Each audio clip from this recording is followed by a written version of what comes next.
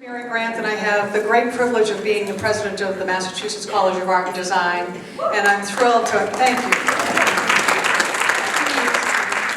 And just a little bit about Mass Art. You may know that we are the only independent, standalone, publicly funded College of Art and Design in the country.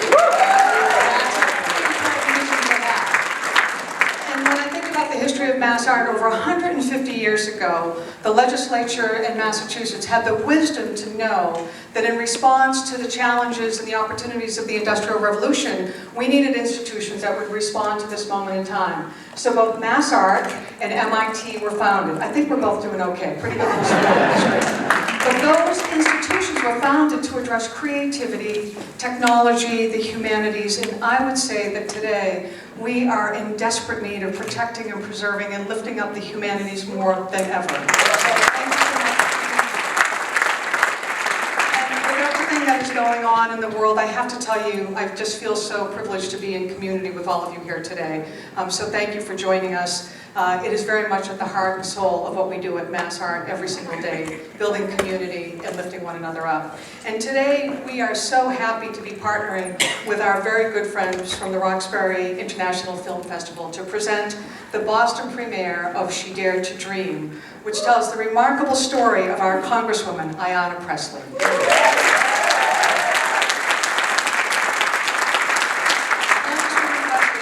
Champion for so many things in her time in public service and leadership, including public higher education, and most importantly, right here in our neighborhood, the arts. And we saw that from her time when she served on the City Council in Boston, and we are so grateful for her inspirational leadership and the leadership she provides to the whole country, frankly, right now. And we are delighted to be here today to watch this film together, and then to hear a conversation that will take place up here on the stage with Congresswoman Pressley, with the filmmaker Abby Ginzburg, and with the Mass Art Common Good Award winner Lisa Simmons from the Roxbury Film Festival. Mass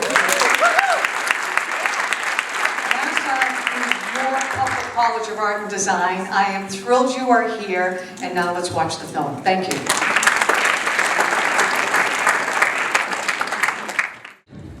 Good afternoon, everybody. Good afternoon. My name is Lisa Simmons. I'm the executive and artistic director of the Roxbury International Film Festival.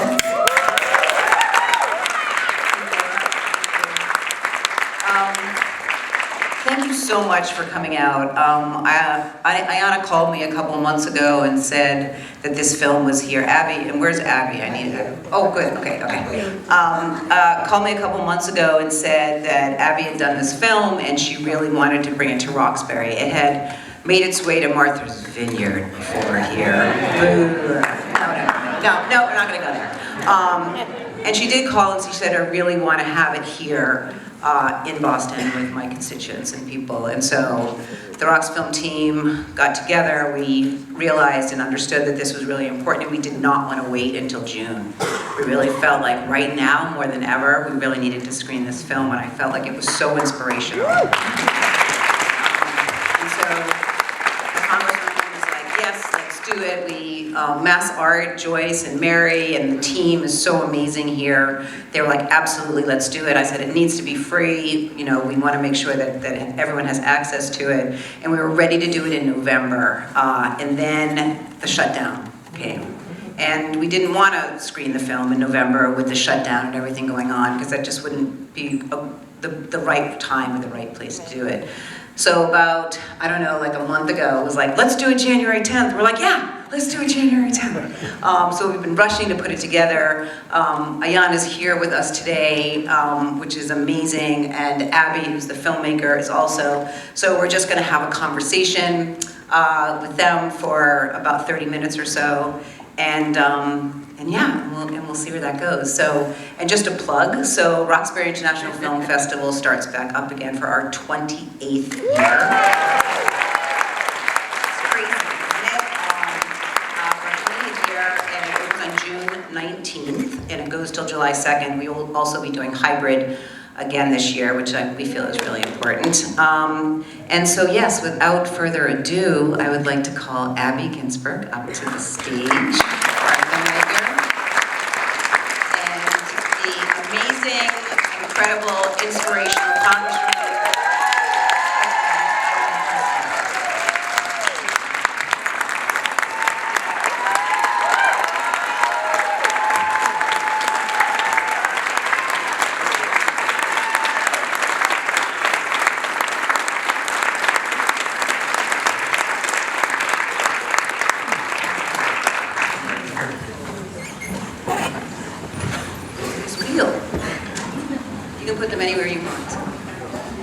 good? See? Okay, I just have a few questions. Can we just give a round of applause again for Abby in this incredible film, for beautiful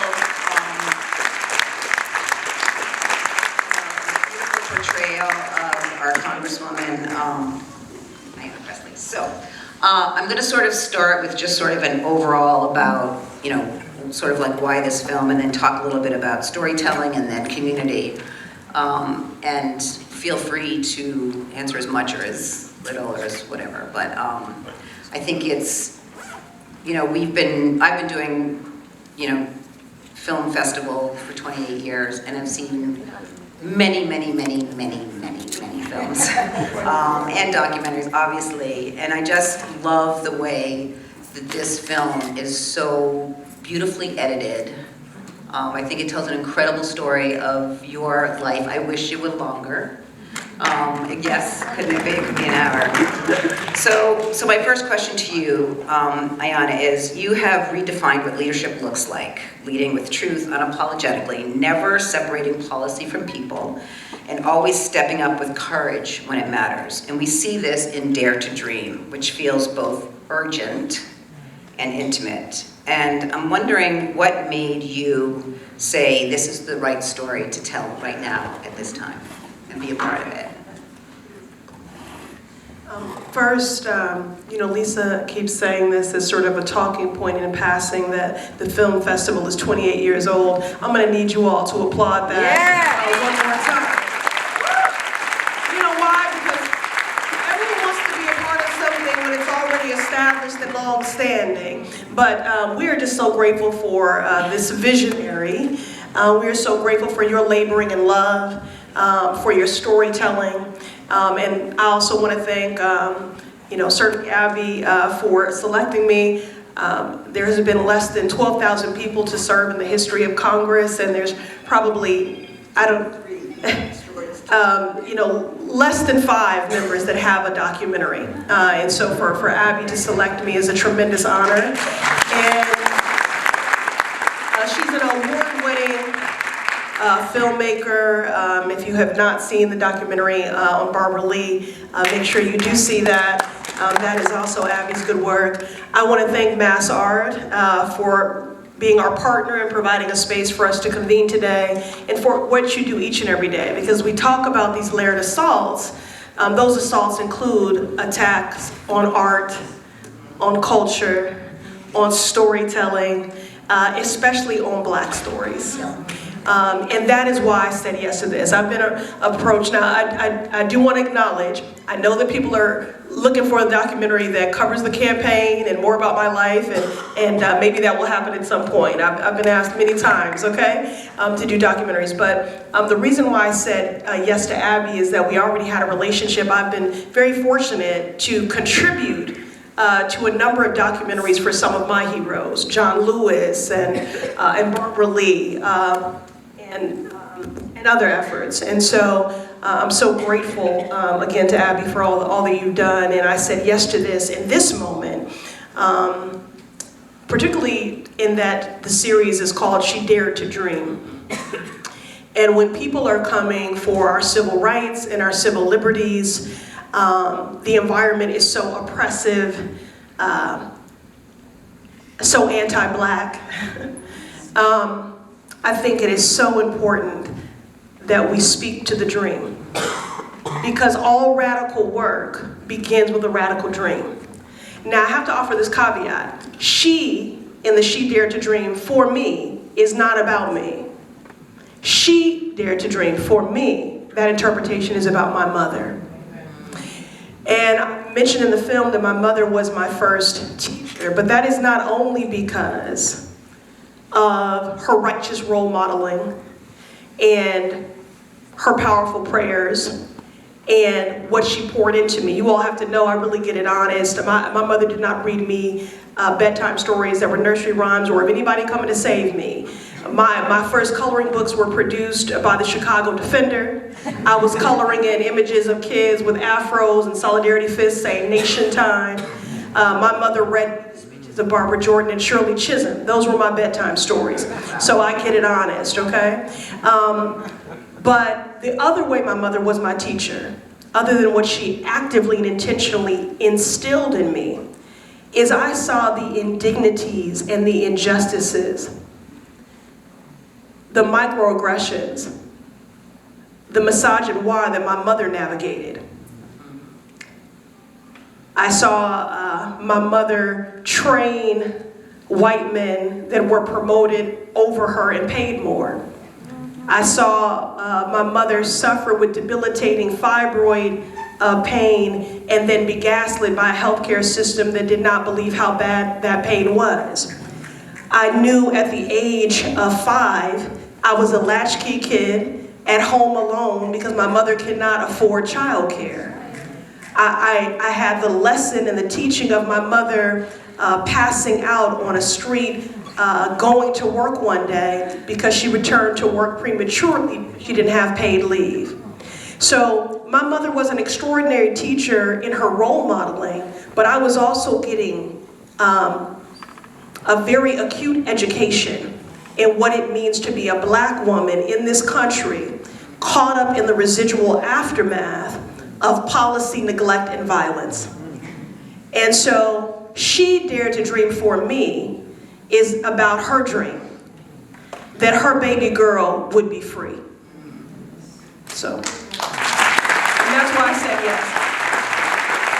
I mean, it's incredible because that completely comes across in the film. And so, you know, I mean, there's just so much in it, and there's so much, as you said, that can be extracted and created in a longer narrative. But Abby, I'm wondering from you, and just listening to Ayanna, I can't even imagine how many hours of footage you have, and we're like, oh my God, I can't use that, I don't have time, because I would want to use all of it. But I'm curious, when you talk to Ayanna, and you have done these socially conscious films for 35 years. You are an award-winning filmmaker.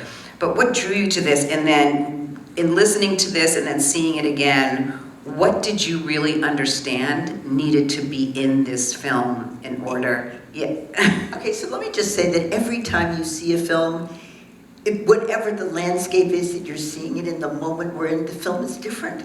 I felt like I was watching this film for the first time, and I've seen it 40 times, and with audiences a number of times. So, I asked Ayanna to let me make this film about her after we had met and she had agreed to be in my Barbara Lee film.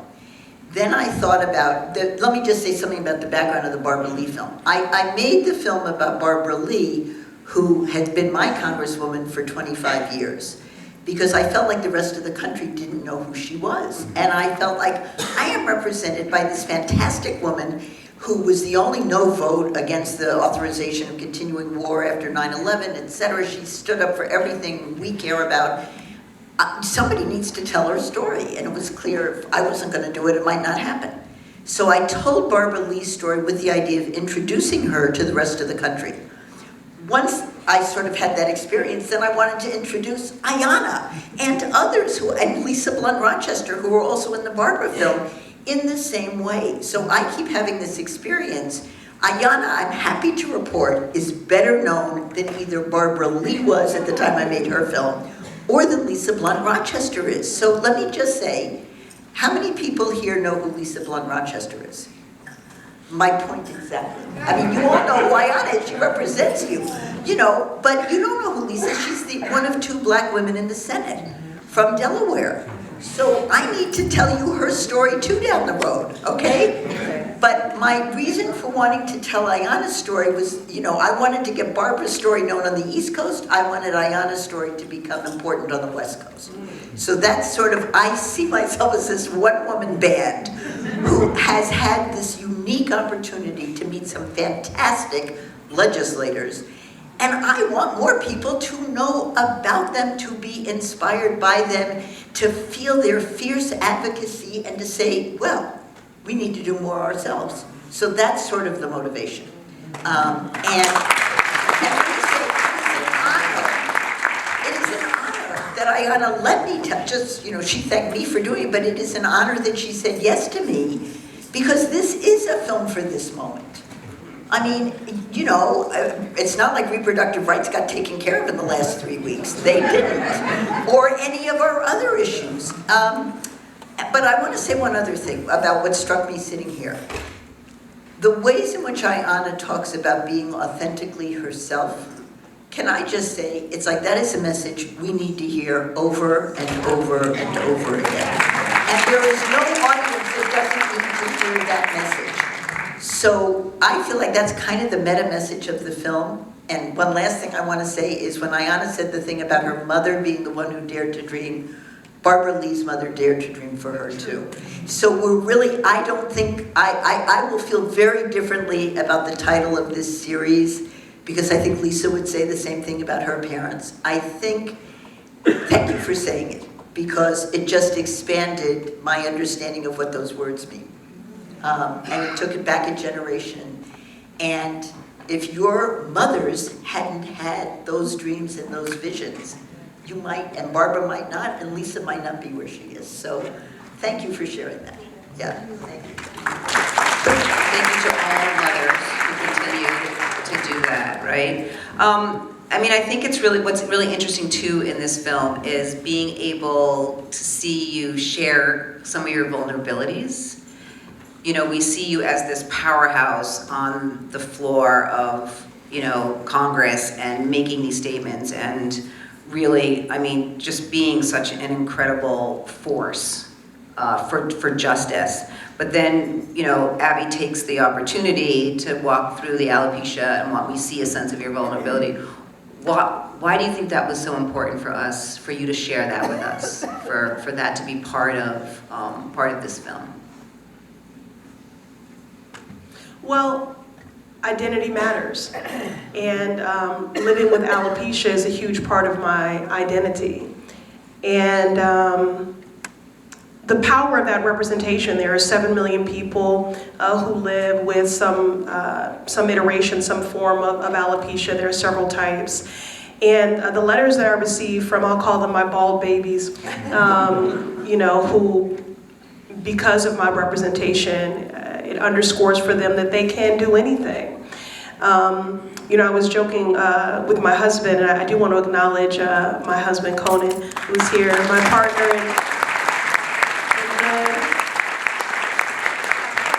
I said, baby, I don't know what to do because they'll pull me aside in the bathroom, at church, and at the airport, and they'll sneak me into a stall and lift up their wig and say, I'm like you. You know, it's sort of just like Wakanda instead of a lip thing, you know. And I was saying, pull that down. It's all like, you know.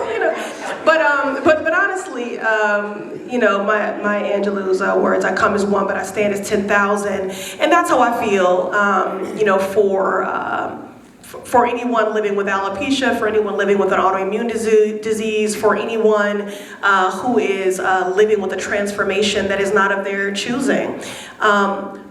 One thing that isn't used in the film, and I don't know how Abby decides what to use or what not to use, because I'm going to tell you the truth, because when I'm watching it, I'm like, Abby, what about this? What about my qualified immunity? What about my, you know, all these things? You know, yeah, we'll talk more about that in a second. But one of the things, oh my thought escaped me on that, on the representation piece. It'll come back to me, but anyway, it's such a huge part of my identity. I thought it was an important thing to be transparent and vulnerable about. Also, a lot of people thought that I had been living with this for decades. Right. I don't think people really understood that, again, this happened in a 5-week period. And when I was elected to Congress, I had no idea that I was going to be walking into a national profile, a national spotlight. So this is a transformation not of my choosing that I'm navigating really by myself. I remember sending my husband a texted photo at 1 o'clock in the morning or whatever, and I said, you know, this is what happened.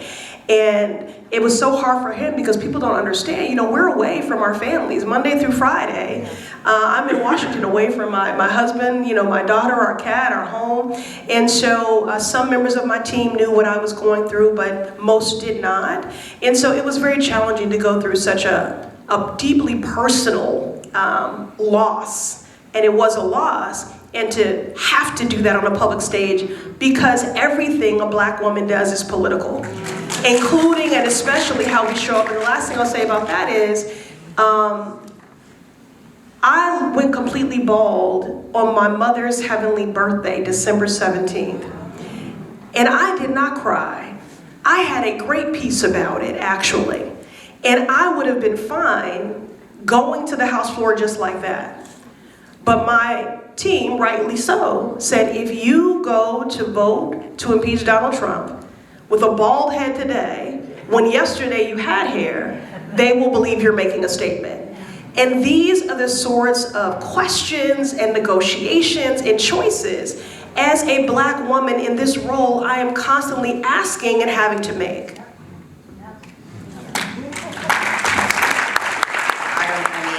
is absolutely true. Walking into this world as a black woman is hard. And it's true, and especially being on your stage. So Abby, I'm very curious as to what was non-negotiable. What did you guys, when you said, like Ayanna's like, well, what about this, and what about this, and why didn't you put this in here? I mean, this piece, I think, was brilliant to put in, because it really helps, in a way, grounds us in our even more love of Ayanna's authenticity about who she is, and for us to walk through the world with our own who we are and not be unapologetic. Exactly. And that's what I really feel from that. It's like, I have this issue, I'm just gonna go out there with it. It's okay, like I am who I am, and I shouldn't have to hide myself from that. I don't think it was that, I didn't have a list of issues on a piece of paper. I worked with the material that moved me, and as I say, this authenticity piece is such an important message for all of us, whatever our background and wherever we're coming from. And I felt like Ayanna had handled the alopecia disclosure so elegantly. It's the only word that really, because I remember watching it in real time. And I had the experience of interviewing her and interviewing you with your Senegalese braids. So I was like, wait, what happened here? It took me a minute to find the story and to understand it long before I'd asked her to be in a film. So for me, it felt like, you wanna, if you're gonna spend time getting to know somebody and you're gonna spend time putting their story up there, given that there was this theme of authenticity, I just felt like I had to find a way to include it. I would say one of the things I appreciated being in this audience, I felt like they were responding to the photos of other black women on the screen, so that it's not just about Ayanna, it's about how all of us think about our hair, and the role that, as part of our identity. And that my favorite shot in that little montage are the two women with gray hair. At the end, I identify with them. Being women of a certain age, I'm like, yeah, ladies, I understand, what you're thinking. So I don't know. I think it non-negotiable. Let me say a couple of other things. We shot this, obviously, in Ayanna's district. And this, I want to say something about the scene at the town hall. Yes. Because that was completely spontaneous. You had a woman in the audience who was very agitated. And I am, to this day, convinced that if Ayanna had not done exactly what you see on the screen, that whole event would have just deteriorated. It was amazing. Were you there? No, I was, but just watching it in the film and the way you brought it out and the way Ayanna, that's what's so amazing. Was anybody else in this audience at that meeting? Am I right that Ayanna brought a level of calm presence and expertise to it that, I gotta tell you, Elizabeth Warren didn't have it in her wheelhouse to do it. I love Elizabeth Warren, but she wasn't gonna be able to make this go away. Right. Let me say a couple things, because I didn't want to make it go away. So there's parts that are not captured there, and I do want to say that Aziza Robinson Goodnight is a respected and incredible activist and truth teller in our community. We have done great work alongside one another in the reparations space. So I knew her. And I meant what I said, that we should not be talked out of, black folks, our righteous indignation and rage. And I also was talked about the fact that regarding gentrification and displacement and cynicism of federal policy, even when we're talking about well-resourcing Black communities, urban renewal meant Negro removal. And I spoke about that also in my answer. So what is important to me, and I've been on many stages with tens of thousands of people and done that exact thing. And it's not about calming or diffusing. It's about a relatability that I have been on every side of this. And what does it mean to be marginalized? To be marginalized means that you have to agitate, legislate, and litigate for things that are a birthright for other people. So if that is your reality, and you come to a town hall, and you see people in your community that you don't usually see there, telling you about yourself, yes, you're gonna be agitated. So I don't wanna placate or condescend anyone, because I have been the one. Whenever an activist comes to me and says they wanna run for office, I say, all right, well, get ready, because let me tell you what. One, when you're an elected official, you don't get to pick what you work on. As an activist, you get to choose. This is my heart's work, this is the thing I'm most passionate about, that's the only thing I'm gonna do. As an elected official, I have to respond to all of it. Secondly, when you transition from being an activist to being a candidate and hopefully a lawmaker, you go from throwing the rocks to catching them. I have thrown the rocks. So I'm always going to treat the person throwing the rock with dignity. And so that was really what happened in that full clip. So it was not, I'm glad that it did calm things, but that was not even my intention. No, I didn't mean to. I wanted to validate, I wanted to validate. And that, I misspoke, and let me say, Ayanna just clarified what I meant to say, which was, she made it possible for that meeting to hear that woman. Right. I mean, it was just a whole... That's what mattered to me. Yeah. That's what mattered to me. It was on the verge of exploding. True, exactly.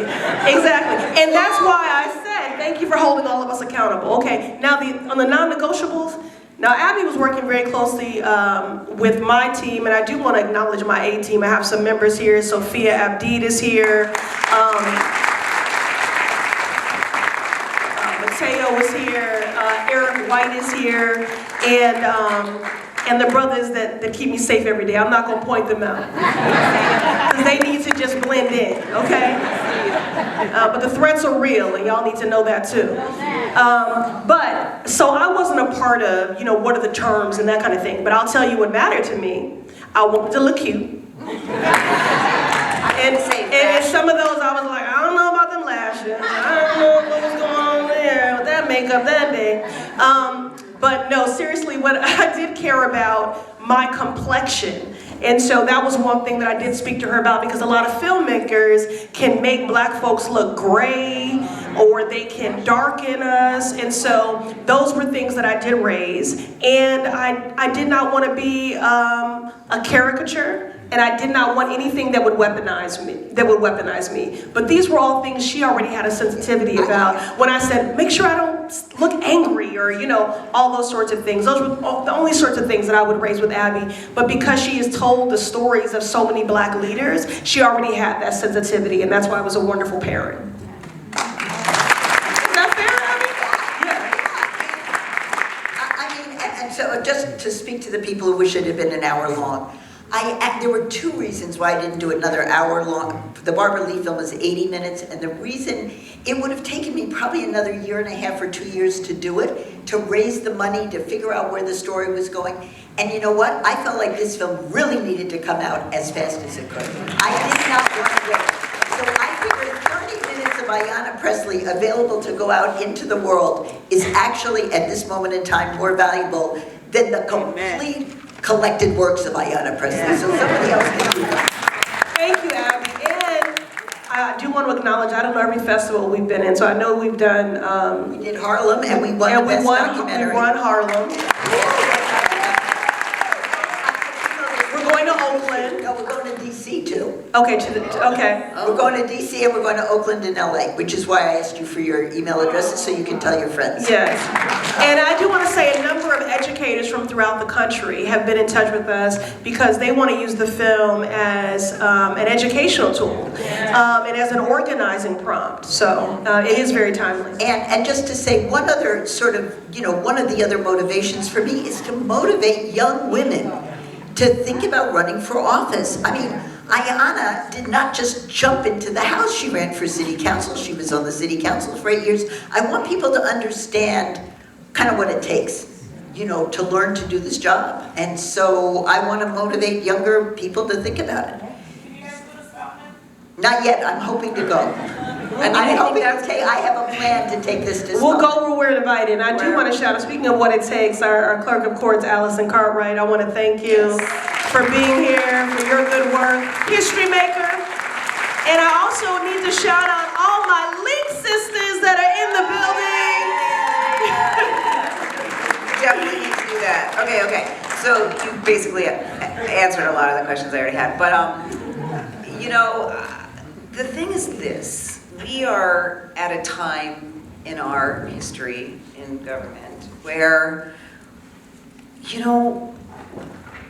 how do we dream and move forward and progress when every day it's just feeling like there's always something new? And it feels like for you in this film and just who you are, I feel like you give us that hope, like you are there, obviously fighting the good fight. I love hearing you on the floor, and it's never angry. It's like so factual and to the point, and like I've said before, unapologetic. And I want to get up and do that every day.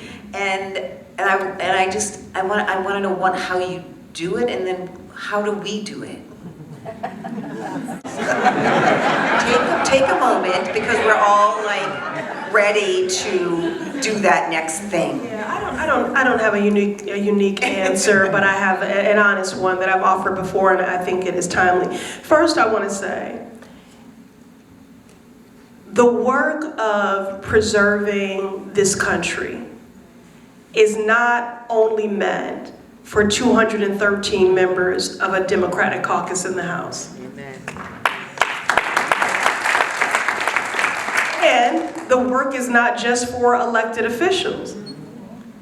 If you all, as I said in the movie, believe like I do, that this moment will dictate, shape, and define the next 100, you cannot leave that work just to people with an elected title.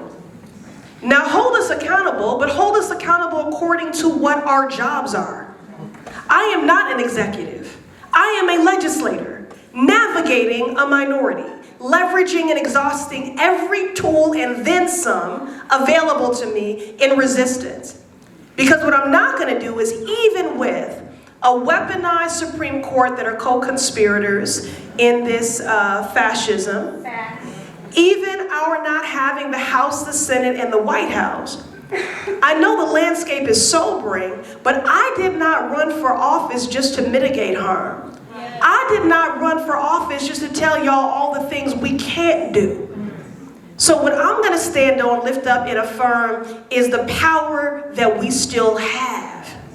So I'm leveraging every tool available. The power of convening, the power of community, the power of platform, the power of my letterhead, the power of the bully pulpit, the power of my pen as a lawmaker. When I reintroduced reparations, people said, "You must be daft. You know this is not going to go anywhere. You all are in the minority. Why would you do that?" I said, because this is anti-blackness on steroids. And what is the antidote to anti-blackness? I will be pro-black.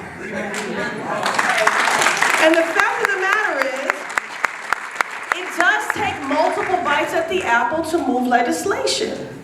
So I enumerated the ways in which I'm using every tool available because I need all of you to do the same. But you don't have to be a congresswoman. I just need you to bring your gift to the resistance, whatever that is. So if I'm picking up a microphone, thank you for the people that are making sure the microphone works. That's you bringing your gift to the resistance. If I deliver a speech, but you help to inspire that speech, or you help to edit that speech, because that's your gift, that's you bringing your gift to the resistance.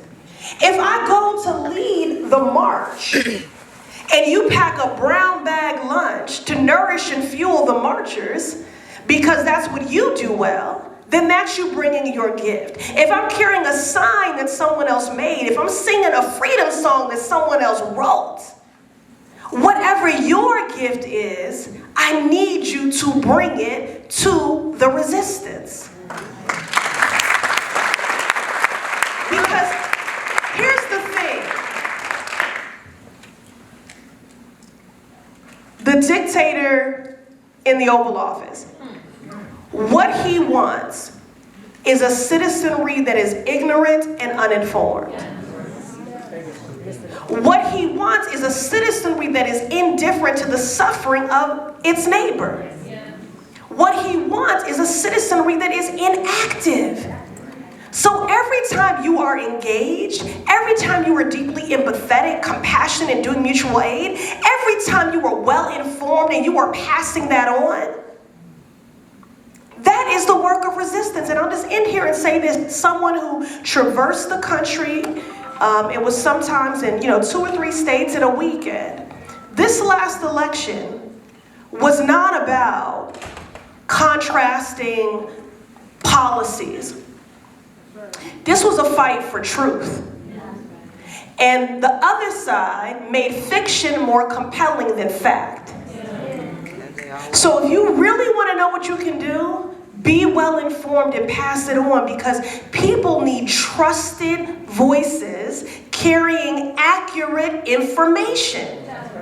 So that is so even within your circle of influence, and get in your chat group and just let people know what's going on. So that's what you can all do in this moment. And I thank you for being here.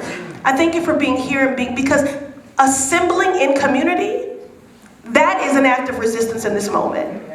And so I thank you for your bravery in doing that. And please continue to do that.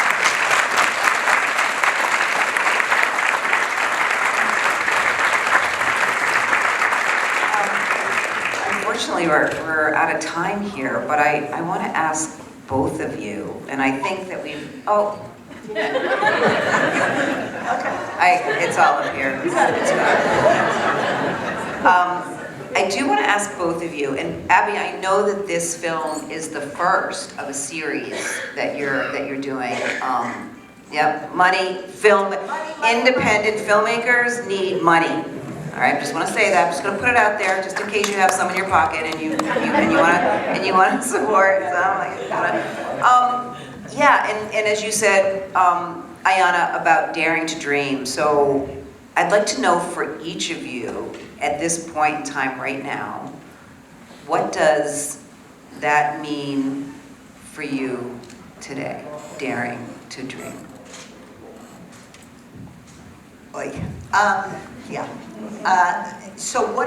I think part of my daring to dream is, I started the idea of which Ayanna's film was the first, was going to be a series of maybe 6 profiles of women in Congress. My idea was women of color in the House that people don't know enough about, who I think are completely inspirational. Whether I'll ever get to do that, I guess it would be a dream for me to think that somewhere, somehow, someone's going to support that. But at the moment, I'm going literally film to film. So Ayanna's got done, thank God. And with gratitude to anybody in this room, and you know who you are, who helped me do it. We'll go anonymous for now. And for the Lisa Blunt Rochester one, I'm raising money and trying to finish it because I feel like her story needs to get out. So all hands would go up next time when I say, who is Lisa Blunt Rochester? She's also our Link sister, by the way. Okay, so Links, ladies, just saying. So I'm anxious to be able to kind of keep going on this, and I'll do as many of them as I can. I mean, that's kind of where I am. Let me say another thing on the big picture where I dare to dream. Maybe this is like Ayanna rubbing off on me, I don't know. But I think we're going to take our country back if we continue to do this. It is so bad, and it is so outrageous, and the thing about sort of having no empathy for your neighbors and not caring what happens to the person living next to you, it's like none of us want to live in that world. I mean, it is so stark and so upsetting every day, but it's less about they're coming at us with 1,000 things and, you know, the ICE agents are completely out of control. And it's more about, can we give, it's sort of what I've learned from Ayanna is you've got to keep the affirmative vision. You have to see it. You don't have to just hold on to it, you have to see it and you have to keep moving towards it. Because that's part of what being in resistance is all about. We're not just resisting, you know, the tidal waves that are coming at us, but it's knowing that what we're fighting for is a better country and a better world. And I think I am of the opinion that they are now making this decision kind of for all of us sufficiently stark that maybe people will see the light. I mean, and again, we're going to all have to do the work for it because we live in a country where every vote counts. And so, you know, whether we're living in a blue state or not, it's like we have to get everybody to kind of be part of the project of taking our country back. But I'm more optimistic now that things are even worse than I was, you know, a year ago. I'm cautiously optimistic. But it's on all of us, you know, to do the work to make it happen. So that's where my dreams are kind of hooking on to. So that's where I am. I do also want to acknowledge my sister in service and dear friend, at-large Boston City Councilor Julia Mejia. Thank you for being here. She's in the back. I don't know if I have any other elected colleagues, brothers and sisters in the work of governance, but I thank you for being here. If I didn't call your name out, it was an error of the head and not the heart, know that.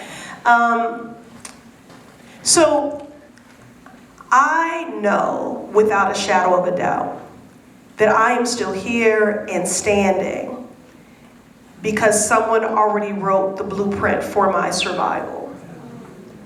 And I feel a great compelling and responsibility to write the blueprint for someone else's survival. Which is also why I said yes to this film.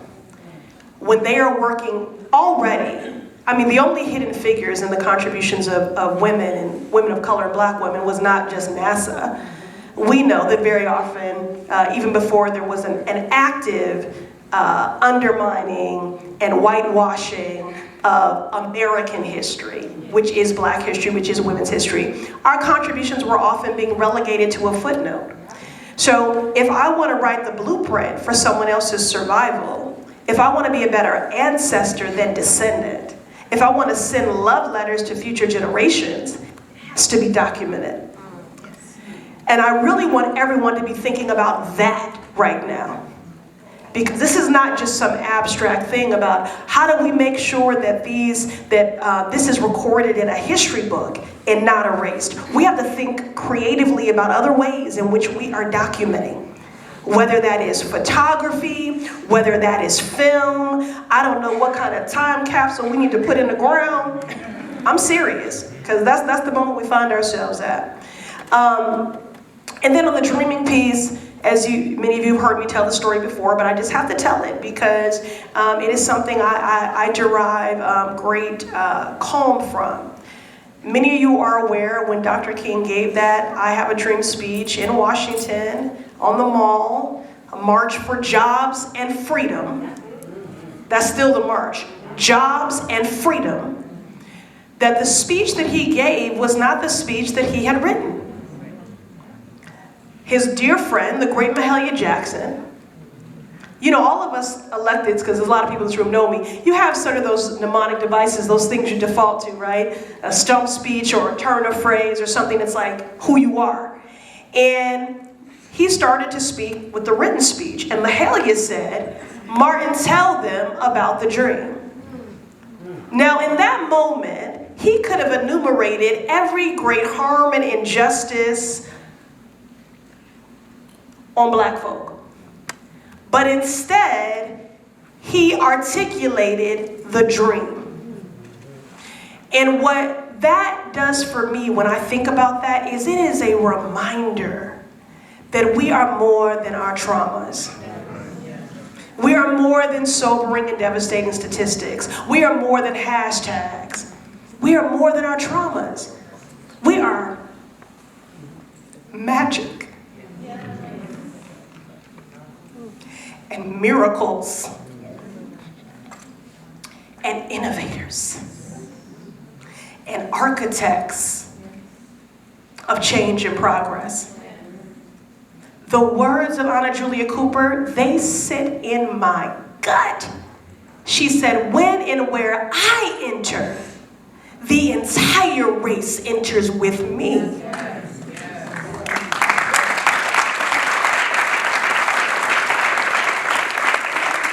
So that is the dream, that is the compelling, that is the responsibility, and I'll close with my mother. She dared to dream. I don't know, I was probably 8 or 9. I told y'all I get it honest, and my mother said, I'm gonna give you my full government name. Because my husband knows, and Jaquetta, my mother often referred to me by my middle name, which is Soyini, S-O-Y-I-N-I.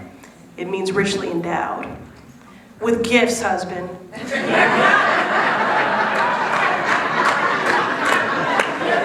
We're not gonna play with Swahili up here, okay?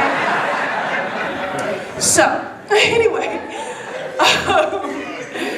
my mother said, Soyini, to be black is a beautiful thing and something to be proud of. But you have been born into a struggle. And mommy has an expectation that you will do your part in that struggle, in the work of liberation for black people and all marginalized people. She dared to dream.